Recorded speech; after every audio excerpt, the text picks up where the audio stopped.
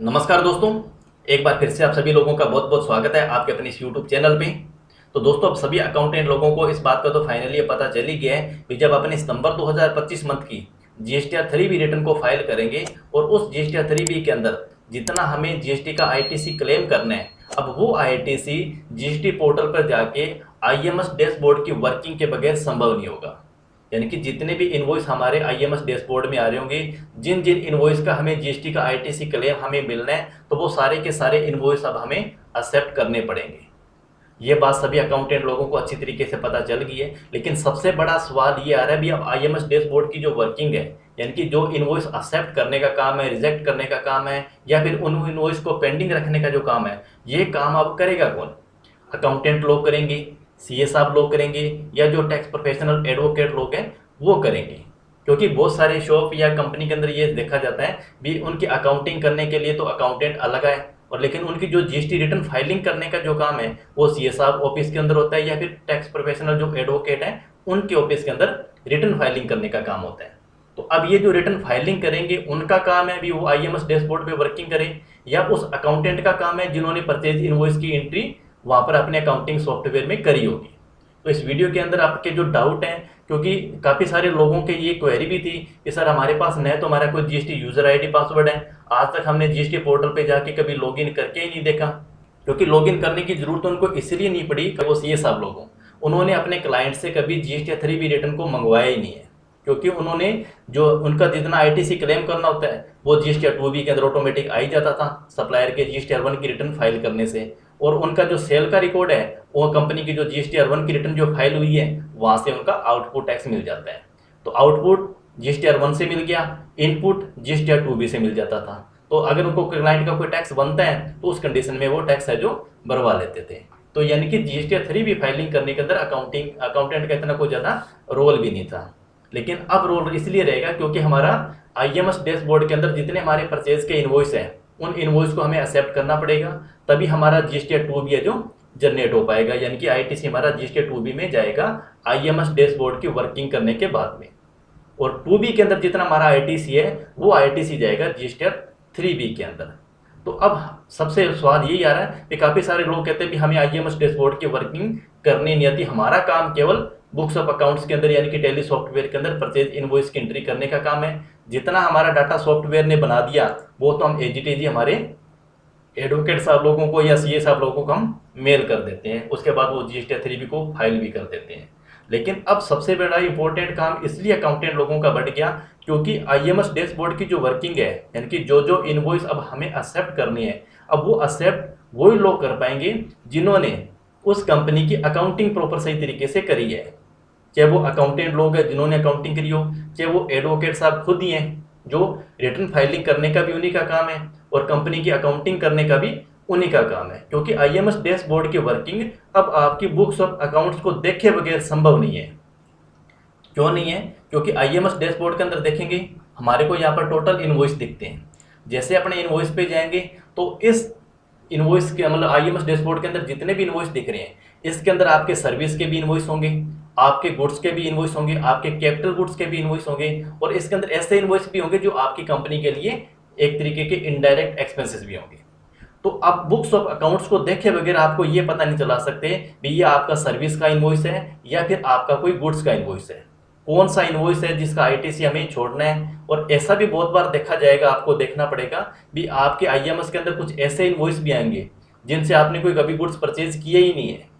यानी कि गलती से आपका कोई जीएसटी नंबर डल गया तो उसकी वजह से आपका गलती से आईएमएस के अंदर आपका इनवॉइस कोई भी आ भी सकता है। कई बार जैसे कंडीशन ये तब लागू होती है जब आपने कोई ऑनलाइन कोई शॉपिंग करी हो और वहां पर आपने कंपनी का एड्रेस दे रखा हो, कंपनी का नाम है, जीएसटी नंबर वगैरह वहां दे रखा हो। तो अगर मान लीजिए वो प्रोडक्ट आपने मंगाया तो वो प्रोडक्ट भी क्या जीएसटीआर 1 के जरिए आपके आईएमएस के अंदर आ जाएंगे। लेकिन वो आपने कोई घरेलू पर्पज से उस प्रोडक्ट को मंगाया होगा तो एक तरीके से देखा जाए वो आपके बिजनेस से कोई रिलेटेड प्रोडक्ट है ही नहीं। तो अब ऐसे इनवॉइस हमें बुक्स ऑफ अकाउंट्स को देखे बगैर संभव नहीं होंगे, क्योंकि जब भी हमें आईएमएस डैशबोर्ड क्लियर करना पड़ेगा, जितना इनवॉइस हमें क्लियर करना है तो वो सारा का सारा डाटा